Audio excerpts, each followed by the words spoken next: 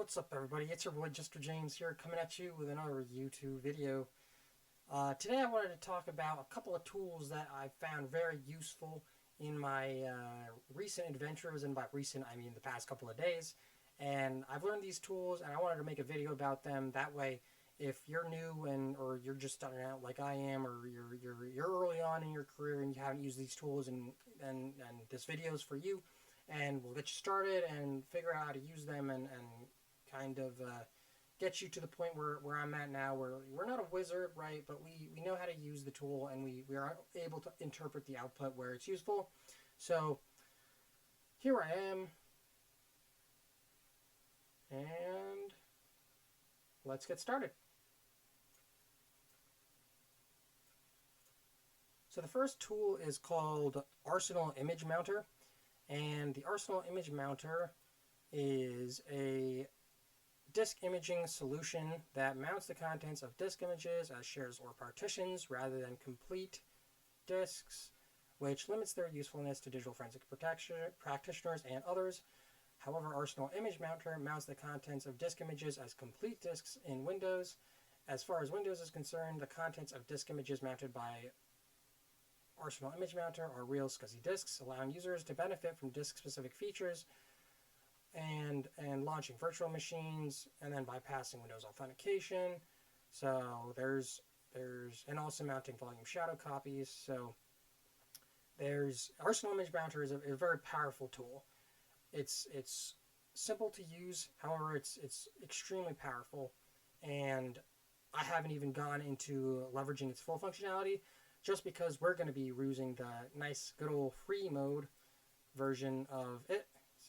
I don't have a license to run it in professional mode, but if you know any of the folks at Arsenal Image Mounter or Arsenal Recon, and they want to hook me up with any of their products for me to go and check it out and learn how to use and make a video on, I'd be happy to, because this is great. They're great company, great tools, and things like that. So here's Arsenal Image Mounter. You can check out some of these screenshots here, but we're going to get into it. You can go to the FAQ as well. So there's a paid version and there's a free version. And the FAQ, if you go to it tells you the differences. I'm not trying to sell the tool here. This isn't a paid, I'm not being paid. This is not sponsored. It's just a good tool. Free mode does exactly what we need it to do, and you can snag it if you go to arsenalrecon.com, and instead of the first / of whatever it is, you just put downloads. It'll take you to the downloads page. I don't remember the other way to get there through the site, to be honest. But so here we are. Click download. It's just practice, right? So you hit download. I already downloaded it. Here we are. Arsenal Image Mounter, and it comes in a zip file, and you extract it. Here we are.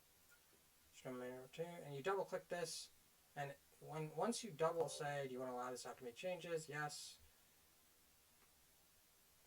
And it'll start opening up. And if it's since it's your first time installing it, it's going to ask you to install a virtual driver, and you're going to want to click yes. So allow it to do that. And the next window that's going to pop up is this window right here. So it says no license detected, free mode enabled, and that's completely fine by me. For us, for our use case.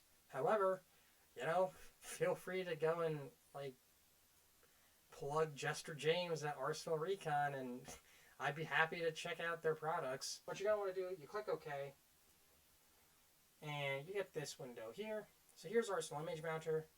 Very sleek, clean, straightforward interface. I'm going to mount a disk image. I have this EO1 file that is a spoiler alert, future videos. We're going to be leveraging that, but I'm going to mount this as read only.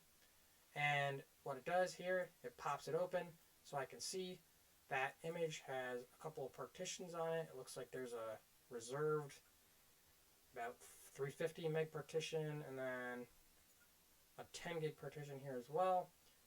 So this and that, that makes sense. This is dummy data, or not dummy data, but dummy data. It's a fake case. So we'll be getting into that later, but you can see that in another, we're going to get into that case in another video, but so you can see now the image is mounted on drive G, and it's read-only, so I can go into it and go to things like, say, Windows, config, where is config, or Windows System 32, then config, and I got my registry files here, so like that's an artifact that I like, that's right off the top of my head that you can go and extract that way. So that's one thing, that's one useful use case for Arsenal Image Mounter, but the real use case for Arsenal Image Mounter for this video and to me at this current moment is using it with another tool, and that tool is called Loki. So I'm going to remove that because I'm actually not going to run Loki on that image, but you'll see now that drive is gone. So that's how to use Arsenal Image Mounter, and I'm not going to be going back to it right now or anything, just because that's how easy it is. So there it is, like the 6 minutes in, and like really, it's a minute to really look at like Arsenal Image Mounter and see how easy it is to use. But next tool is Loki. So Loki is an IoC and Yara scanner. So IoC stands for indicators of compromise, and Yara signatures are signatures of known malware with things like hashes, strings, and other things that are in those Yara rules or Yara files. And we can get into that later into it as well. So Loki is a tool made by Nextron Systems, and they have more, like they also have great tools, and again, like not paid for or sponsored for, but they've got some great products that I've heard, like I've seen used, and like things like that. So like there's Loki, and then there's like Thor Lite, and you might be wondering what's the difference between Thor and Thor Lite, Loki. So it looks like Thor Lite is a free version of Thor, shipped with Loki's signature base and a limited module and feature set. So like honestly, I might just start using Thor instead of just Loki, now that like I know that there's a light version of it. I did not know that. Here's Loki releases. If you tap that, you download that zip file, you'll be able to download Loki. So I'm going to that, and it'll start downloading it. So there we go. And you got Loki here. So I'm going to extract it here. And here's the thing about Loki. So Loki, and one of the things that I found funny here, so if you actually go to that, if you actually see that site, or the Nextron site here, so I'm actually going to leave this here because I want to see we're going to need these command arguments, but one of the differences between Loki and Thor Lite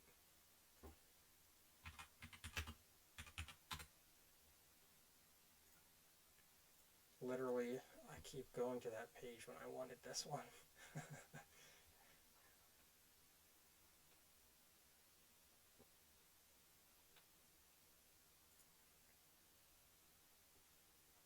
You can see, so here's the thing it says here. It says, it includes Loki's signature paste. Thor Lite has Loki's signature paste, but it's encrypted. So why is that important? Let me show you why that is important. So if I hit extract here, look what pops up the second I do that. We get some threats. Now these aren't actual threats. It shows Loki.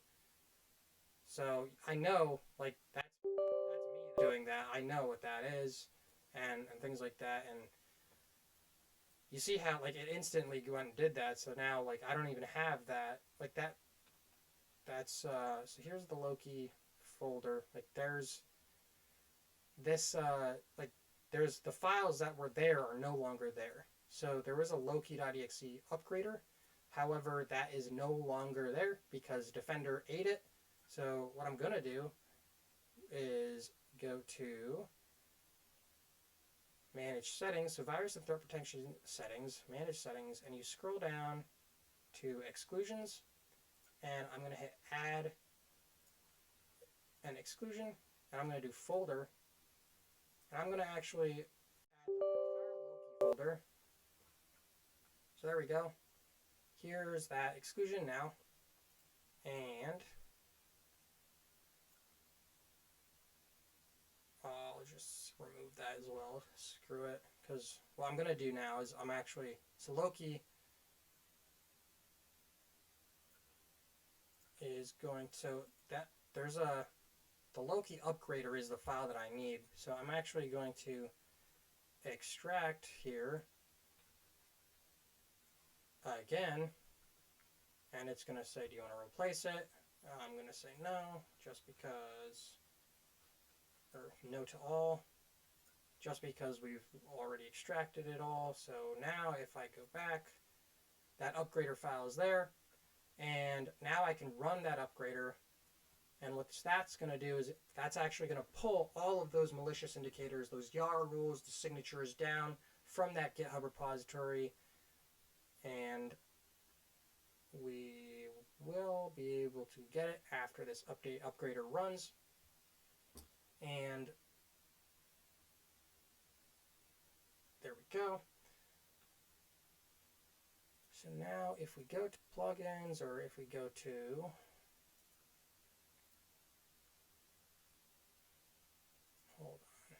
error downloading the Loki update, check your internet connection. Loki-upgrader.exe.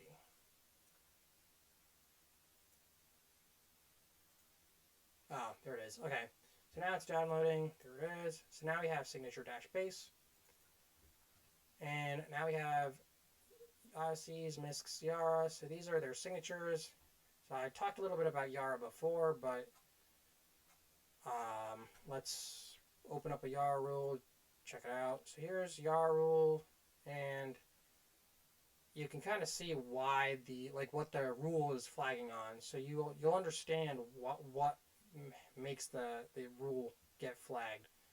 So you can see it looks for strings in files and things along those lines. Here's like a macOS exploit, and it made a rule for that, and it showcases how easy it is to make a Yara rule, and how it's a great way for folks to get involved in the open source defer community and keeping our tools up to date and things like that.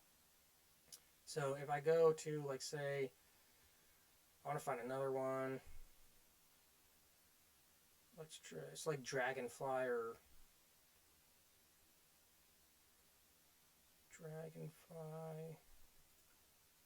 So there's Dragonfly, and there was another one, Ghostrat. So Ghostrat is the one that I looked at the other day, and you can see there's file hashes. So even if you just have the file hashes, you can write the Yara rules with the hashes in it. Add strings that are recognized in there. So if you go and do some reverse engineering, you'll see what strings are in there that really showcase that file and what makes that file or the malware unique. And these are the files that allows you to really leverage Loki and scan against those IoCs. So you need to use your command line to do that. So I got my command line window open. I'm going to go back here to the documentation for a second. So here's Loki. So I'm going to cd into Loki now. So here's our Loki folder. You have to use command prompt to run Loki. So I'm going to go to Loki.exe. I'm going to use -h just because that's going to give me all this stuff right here, which is just the help. So it explains everything. The -h flag explains everything about how to use Loki and all the different arguments that you can leverage. So here are all the arguments. You can check it out. However, just a rudimentary Yara IoC scan, I'm going to go Loki.exe. Path to scan. I can't just scan the C drive. I can just put C. So that's my main drive, so I'm going to do that.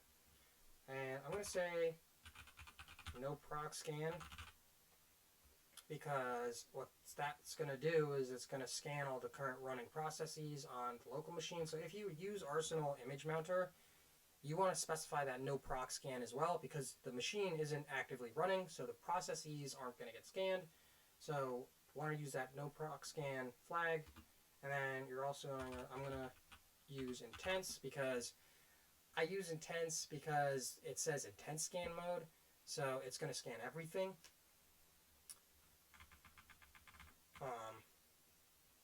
I'm going to remove this for this one instance because I'm just curious, because I'm running it on my local machine. So like, this is me doing a legitimate Loki scan right now. So there's that, and I'm just going to hit run. There we go. Loki's running. Like, it's literally as simple as that.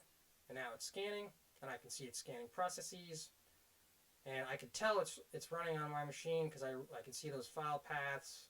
And now Loki takes a little bit of time to run, so there's a good there's a lot of good deets about my system and things like that. So that's Loki, another easy one. I want to pop open. So right off the bat, the log, Loki has its log file here, and that shows the Loki output. So once Loki finishes running, we can check this out. Alright, so we got our Loki output here. So I actually just left it running overnight, as you can see. And I also ran it again to use the only relevant flag. So the only relevant flag only prints relevant alerts. So here's the output from the command we used without that. And you see how much is here. And it's a little, I'm gonna cheat here and use stretch it all the way out, just so it's easier to look at now, the output. So you can see, so this is a big file. It's the Loki results, and it looks pretty daunting. There's a lot of data here. However, let's break it down in a way in which we can actually kind of interpret it and look through this information. Some of these I kind of recognize, and I know these are like regular Windows processes, and it says reported no anomalies, so that's good. Same thing, a lot of like no anomalies. We see some listening process, so like LSAS, and so like that makes sense because this process is a Windows authentication function, so it makes sense for it to be listening there. And you can also see like 49664, you can double check that. For example, like if we Google, we go here, we can break that down, see if it's legit. So there's great, you've got like a Microsoft documentation. It's like these are local ports, you can't disable these unless you stop the processes limiting. So there, that makes sense. Some Reddit. So we're just going to do, like, as you do, you just do some research if you don't understand or you don't know. Anyway, it's just like decoding ways that some of the programs work. So, for example, like LSAS, you see, you did a rudimentary Google there, and we didn't get too much, but we do know that, like, this port here is local, and you got SVC host. Like, I'm not seeing anything like malware. There's nothing screaming. Most of this is just like general information about what's already running. So there's like process information here, and you get the information here, and if you see something that doesn't make sense, like say the command doesn't match up with the program, like say the command is like something like open a web shell or something, so you have an open port on the system for anybody on the internet to come into your environment, and like the command to set that up is here, and the path is like svchost.exe, and that's not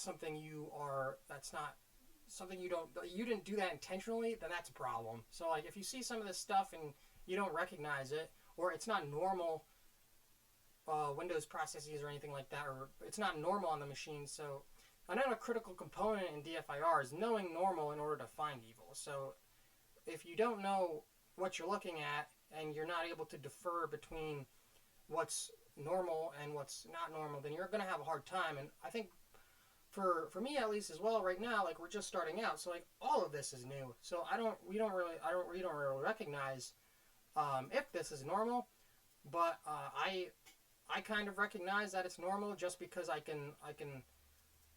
seen these processes before, and I know that they're normal, and I only have that just because I've gone and looked at the back ends of these processes, and I've seen results like this so many times. So I'm gonna keep scrolling down here, and if you're following along, you're gonna obviously see different results. Here's something. So like here's one, like NordVPN, and that that is normal. That's scanning process there. It says, so those are all the results of the processes that are running. So you can kind of go over that, and there, as you can see, like all of this is useful information. So it's all very helpful, and this is extremely powerful information to have for a small command like something as simple as that. So most of this output is the process scan. I want to go and see like the IoCs and things along those lines. So I'm going to scroll down, and here's where it kind of ends. And you can see like the output for the lines. It's a little difficult to read in plain text, but you can change the output to like CSV, so you can look at it in Excel and really look at the data better. I'm just doing this just on the fly, like a quick run through. But you can see some of these things that it's warning against. So you'll see, and in the output window as well. So Loki. So this is the log file that I'm looking at. So last we ran Loki, it was here, and you could see like the green and there was highlighting, and the highlighting was helpful to read the output. Just because I started that last night and I had to go to sleep, I decided to just look at the log output, so it's a little bit more difficult. But I also wanted to run this only relevant scan because you can see all this output. Most of it is not relevant because of the fact that you can see like Loki, it's flagging itself. So like recycle bin, you can see all the signatures. Like all of these are the old Loki Yara signatures from when I tried to install Loki and Windows Defender was catching it. So you can see all of these flags. It's all like the Yara rule match, and it's all the files are in. They're the Yara rules in the recycling bin. So that's Loki, and it's it's a great tool, great resource to use when you have Yara rules to go and hunt some IoCs. So I'm going to close that, and then I'm just going to compare that to the only relevant output. So you see, like the only relevant output that it printed now is this ntds.dit. So I don't even know. This is how beginning of the career here, just getting started here. I don't even know what that ntds.dit file is. However, I do recognize the file path, and I know that that's a file in the folder for the data, the forensic data that I'm looking at for another video. So if we go to this output, right? So ntds.dit, that's a forensic artifact, so it's going to flag the forensic artifact because it says in uncommon location, and it's great because it gives you like a link that you can use to go and kind of look up why that's being flagged. So the ntds.dit, like I don't know what that file is, so I'm just going to Google it right now just because I'm curious. So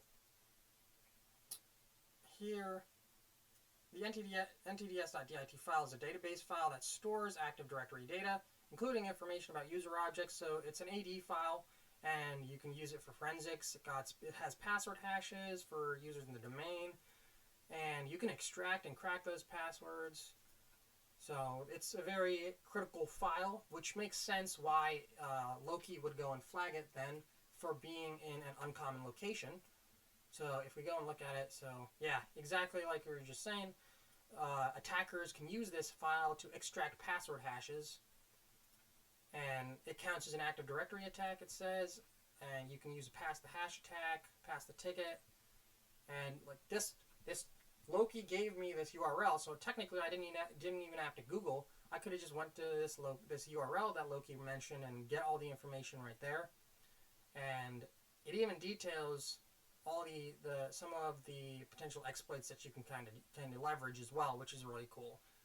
So like you can use PowerSploit and a lot of great content here as well, just based off of like the small output that we got here from Loki where they mentioned that. And you know, I look at like these posts and I see all these really cool things, and it's hard for me not to go and be like, I got to make a video on this, because like at that point, right, I'm so new, everything is gonna look awesome. So if you notice, like I'm kind of not there's no consistent like videos, because I'm trying to like figure out like quality over quantity. So like if I were to make a video off of this just because I looked at this and I didn't actually look at that, and I didn't actually try these in like a lab environment and match my results up, then I'm not going to make a video just because this looks cool, because at that point you can just read the article and do it for yourself. But if you want, like, yeah, for sure, go ahead. This would be a great lab exercise to try out. I might do it. Probably not, just because I've already got a lot of stuff on my plate that I have. But like again, like it's these kinds of things where you have to recognize that when you're on your own and you're doing your own research as a DFIR professional, when you see these kinds of things, you do kind of have that like urge of excitement, and you're like, I got to check this out. But balance is very important as well, to make sure that when you go and you see these things and you want to go and do things in a lab environment, you got to make sure that you prioritize, and you also make sure that you don't go and overwork yourself, or you overfill your plate, because at that point you'll have all this great stuff and just not enough time to go after it. So prioritization is something I personally am working on right now in terms of content creation for the channel and stuff like that, but also going and seeing, like reading a blog post about somebody doing the lab is pretty helpful, almost as much as going and doing it yourself. But for me, at least, I can get more out of it from following along. So I highly encourage folks, if you see something like this and you're just like, I want to do this, I want to test this out, go and do it. So there's my little plug for side research as well, but I also just a little bit of a like mindset explainer as well. So that's Loki. Very, very straightforward. And Arsenal Image Mounter as well, we covered. So those are two great tools, and you can leverage them as soon as you have a disk image, and you can go and mount the disk image and run Loki on it, the forensic image, to go and run IOCs, and you get some really good low-hanging fruit there. If you don't know what you're looking for, then like this would be a great way to just run on the image to see if you get anything. And sometimes you don't, sometimes you do. Either way, if you get nothing, then you try something else. But there we go. Just wanted to show you those two tools, and hope you found it helpful. That's here I am. Thanks for watching. If you find that useful, please thumbs up, comment, subscribe, tweet at me at JesterJames with 3s, and I'd love to hear your feedback, or if you have any other suggestions or video requests, feel free to let me know, and I'll try my best. But thanks for watching, and I'll catch y'all in the next video.